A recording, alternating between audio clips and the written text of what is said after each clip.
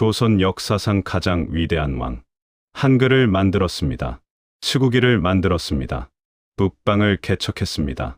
그런데 실록에는 이런 기록이 있습니다. 평안도 백성들은 속옷을 입은 이가 단 한 명도 없는 실정이다. 성군의 치세였습니다. 백성은 여전히 얼고 있었습니다. 대사관이 왕에게 고했습니다. 속옷도 없는 병졸들을 눈보라 속으로 내보내는 것은 온당치 않다고 했습니다. 세종은 이 말을 들었습니다. 그리고 목화 재배를 북쪽 지방에까지 장려하라 명했습니다. 명령은 내려졌습니다. 평안도의 땅은 듣지 않았습니다. 목화는 자라지 않았습니다. 백성들은 그 겨울도 삼배를 겹쳐 입었습니다. 위대한 왕도 막지 못한 것이 있었습니다.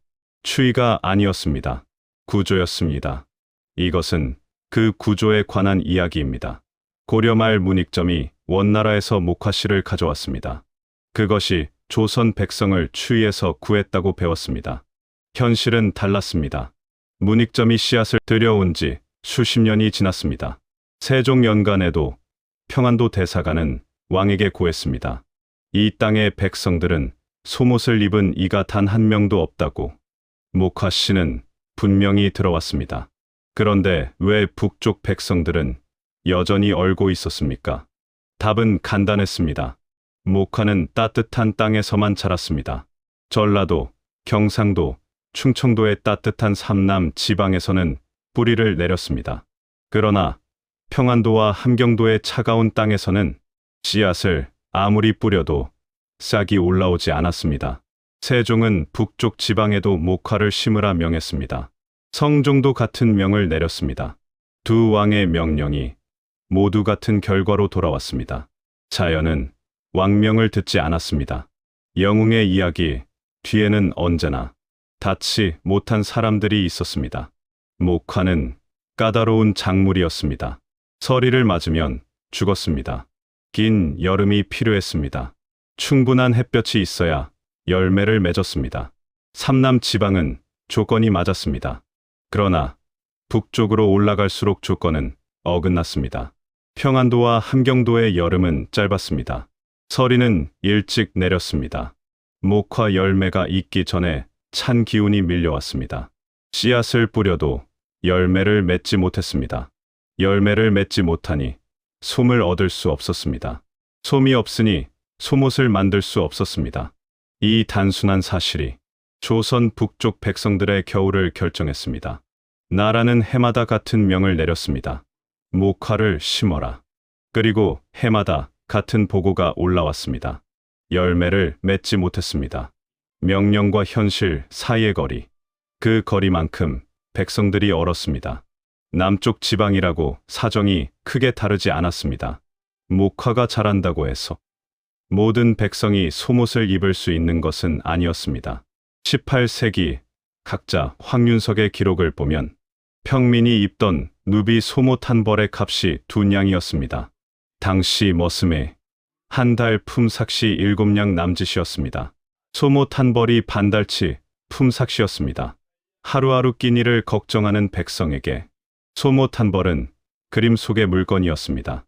어찌어찌 속옷 한 벌을 구하면 다 해질 때까지 기워 입었습니다.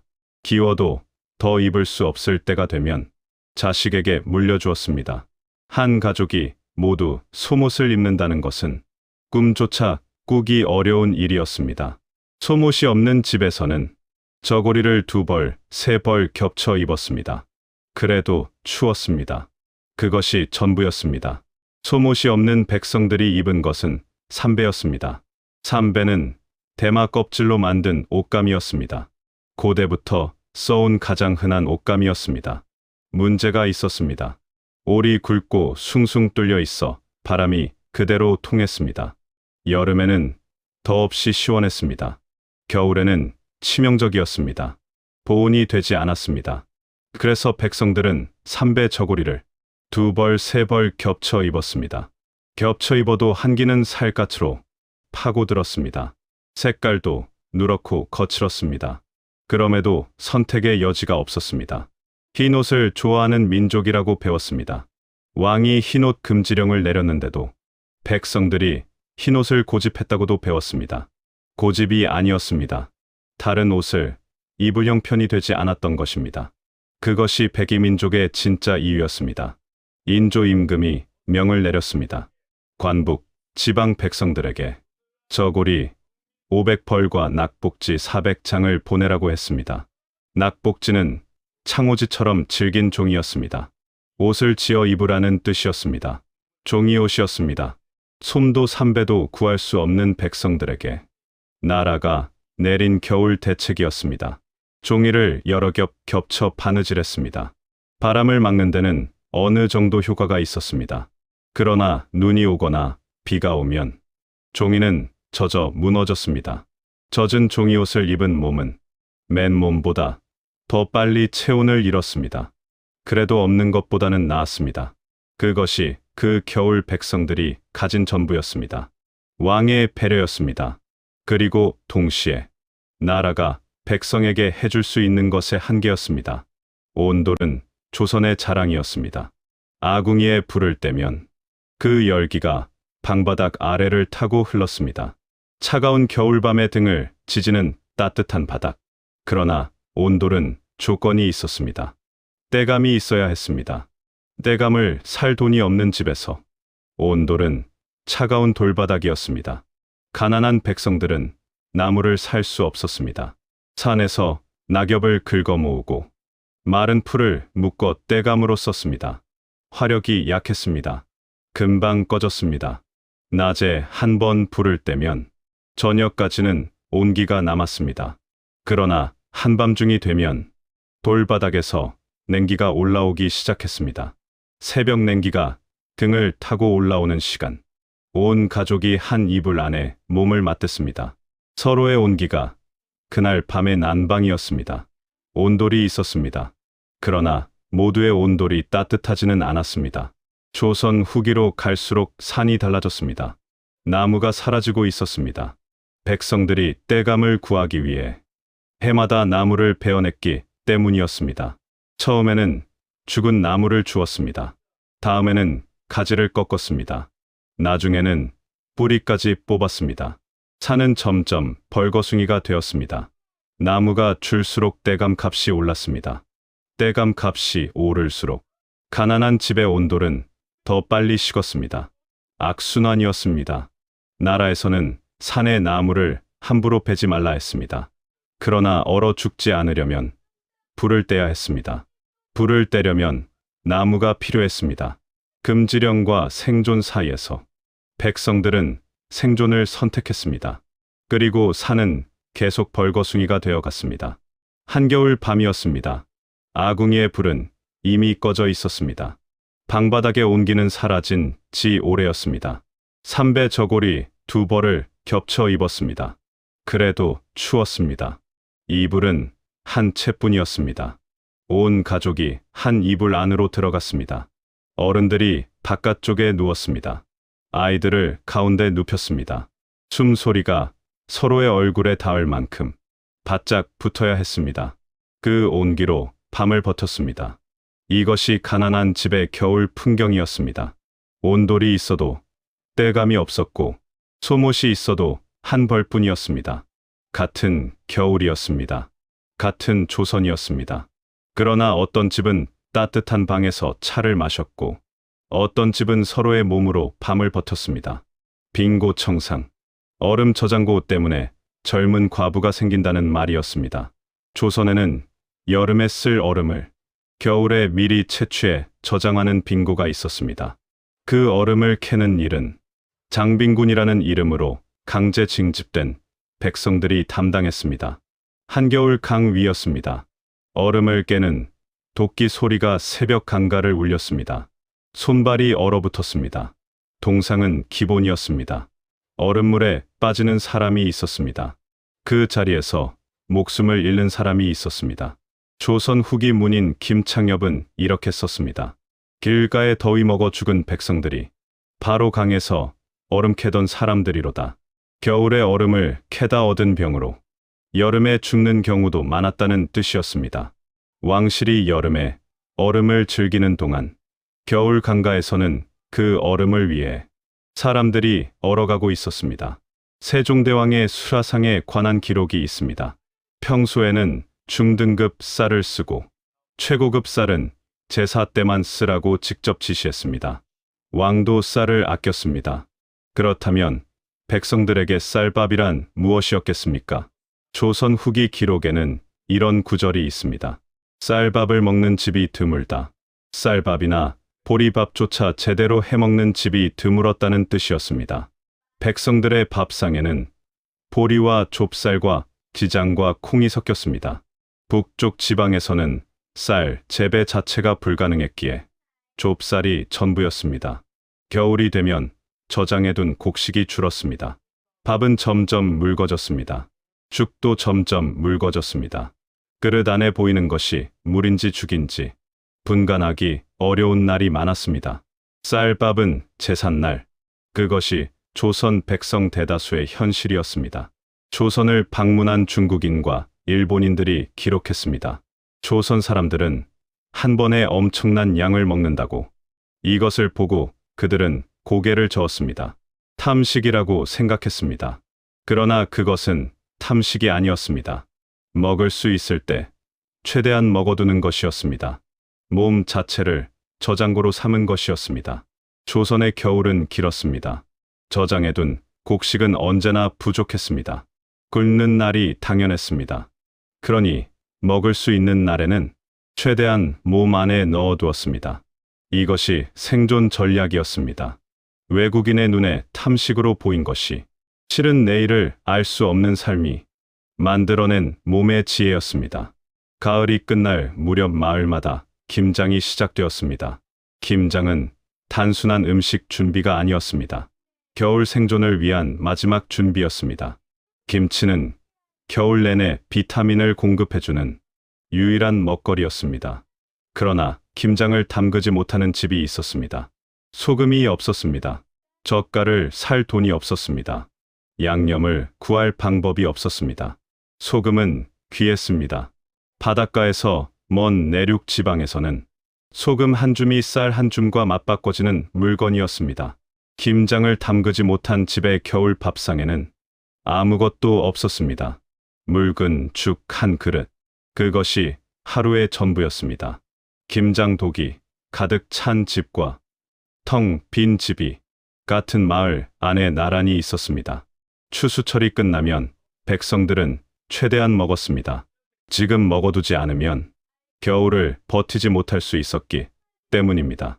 곡식은 땅속 항아리에 묻었습니다. 말린 채소는 처마 밑에 걸었습니다. 된장과 간장은 장독대에 채웠습니다.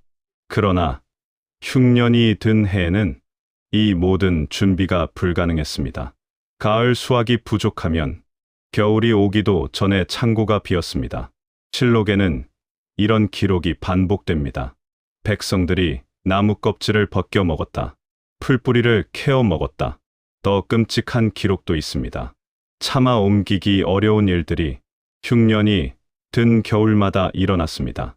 가을의 풍요는 겨울의 생존을 결정했습니다. 그리고 그 풍요는 모든 사람에게 공평하게 찾아오지 않았습니다. 우리는 백이민족이라고 배웠습니다. 흰 옷을 즐겨 입는 민족이라고. 그런데 조선의 여러 왕들이 흰 옷 금지령을 내렸다는 기록이 있습니다. 푸른 옷을 입으라고 명했습니다. 백성들은 왕명을 따르지 않았습니다. 왕명을 거역할 만큼 흰 옷을 고집한 것이 아니었습니다. 다른 옷을 입을 형편이 되지 않았던 것입니다. 염색하려면 재료가 필요했습니다. 재료를 살 돈이 없었습니다. 그러니 염색하지 않은 흰 삼배를 입었습니다.